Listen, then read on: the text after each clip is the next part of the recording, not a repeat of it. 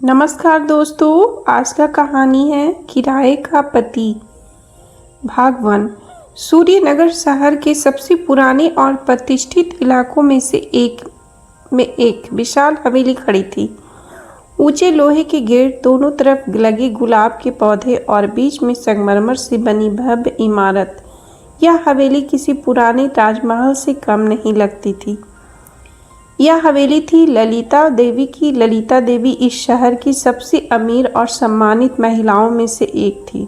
उनके पति का कारोबार इतना बड़ा था कि उनकी संपत्ति कई पीढ़ियों तक चल सकती थी, लेकिन जिंदगी ने उनसे लगभग सब कुछ छीन लिया था। पहले उनके बेटे और बहू एक सड़क दुर्घटना में दुनिया छोड़ गए और अब उसकी दुनिया में अब कोई बचा था तो वह थी उसकी पोती अनन्या। अनन्या बेहद खूबसूरत, आत्मविश्वासी और आधुनिक सोच वाली लड़की थी। उसने विदेश से पढ़ाई की थी और अब सूर्यनगर में अपना बिजनेस शुरू करने की तैयारी कर रही थी। लेकिन अनन्या की एक आदत थी जो ललिता देवी को हमेशा परेशान करती थी। अनन्या लोगों को उनकी हैसियत से आंकती थी। अगर कोई अमीर है तो वह सम्मान के लायक है, अगर कोई गरीब है तो बस एक कर्मचारी। और सबसे बड़ी बात, अनन्या को शादी से नफरत थी। एक शाम का समय था।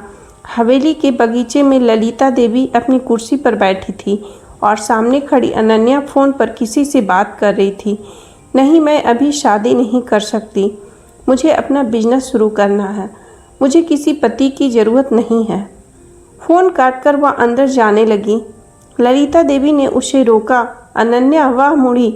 हाँ दादी, ललिता देवी ने गंभीर आवाज़ में कहा। हर चीज़ जिंदगी में अकेले नहीं की जा सकती। अनन्या हल्का सा मुस्कुराई। दादी, यह 2020 का ज़माना है। औरतों को किसी सहारे की ज़रूरत नहीं होती। ललिता देवी उसकी आंखों में देखती रही। सहारा कमज़ोर लोगों को नहीं चाहिए होता, लेकिन ज़िंदगी में एक साथी होना ज़रूरी होता है। अनन्या ने धीरे से सिर हिलाया। मुझे अब किसी साथी की ज़रूरत नहीं है। इतना कहकर वह बाहर चली गई। ललिता देवी कुछ देर तक चुपचाप उसे जाते हुए देखती रही। उसकी आंखों में चिंता साफ दिखाई दे रही थी। उन्हें डर था कि अगर कभी वह इस दुनिया में चली गई, इस विशाल दुनिया में अनन्या बिल्कुल अकेली रह जाएगी। इसी चिंता में कुछ दिनों बाद उन्होंने अपने पुराने वकील अधिवक्ता शेखर को हवेली बुलाया। ड्राइंग रूम में गहरा सन्नाटा था। लड़की की मेज के सामने अधिवक्ता शेखर बैठे थे और ललिता देवी धीरे धीरे अपनी वसीयत लिखवा रही थी। मेरी सारी संपत्ति, हवेली, जमीन, कंपनी के शेयर सब मेरी पोती अनन्या के नाम होंगे। अधिवक्ता शेखर ने सिर हिलाया, लेकिन तभी ललिता देवी ने कहा, लेकिन एक शर्त होगी। वकील थोड़ा चौंक गए। कैसी शर्त? ललिता देवी ने गहरी सांस ली। अनन्या को यह संपत्ति तभी मिलेगी जब वह शादीशुदा होगी। कमरे में कुछ पल के लिए सन्नाटा छा गया। अधिवक्ता शेखर ने धीरे से पूछा, आपको लगता है यह शर्त मानेगी? ललिता देवी ने शांत स्वर में कहा, अगर उसे जिंदगी में कुछ समझना है तो उसे यह रास्ता जरूर तय करना होगा। वसीयत तैयार हो गई, लेकिन उस समय अनन्या को इस शर्त के बारे में कुछ पता नहीं था। समय बीतता गया। फिर वह एक दिन खबर आई जिसने हवेली में की रौनक हमेशा के लिए छीन ली। ललिता देवी अब इस दुनिया में नहीं रही।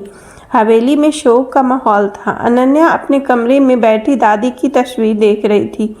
उसे यकीन नहीं हो रहा था कि उसकी ज़िंदगी की सबसे मजबूत दीवार अब गिर चुकी है।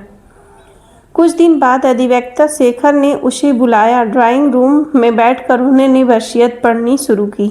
अनन्या शांत स्वर में बैठी सुनती रही, लेकिन जैसी वह शर्त सामने आई उसकी आंखें फैल गई। मतलब अगर मैं शादी नहीं करूंगी तो मुझे दादी की संपत्ति नहीं मिलेगी? अधिवक्ता शेखर ने गंभीर स्वर में कहा। हाँ, यही उसकी आखिरी इच्छा थी। अनन्या को जैसे विश्वास ही नहीं हुआ। यह कैसे हो सकता है? वह गुस्से में कमरे में टहलने लगी। उसने जिंदगी भर मेहनत की थी, अपने आप सपने बनाए थे, और अब सिर्फ शादी ना करने की वजह से सब कुछ हाथ से निकल सकता है। उस रात वह देर तक सो नहीं सकी। कमरे की खिड़की से बाहर देखते हुए वह लगातार सोच रही थी। तभी अचानक उसके दिमाग में एक अजीब सा ख्याल आया। वह धीरे धीरे मुस्कुराई। अगर दादी को सिर्फ शादी चाहिए तो शादी असली होनी जरूरी थोड़ी है। Thanks for watching. Please subscribe my channel.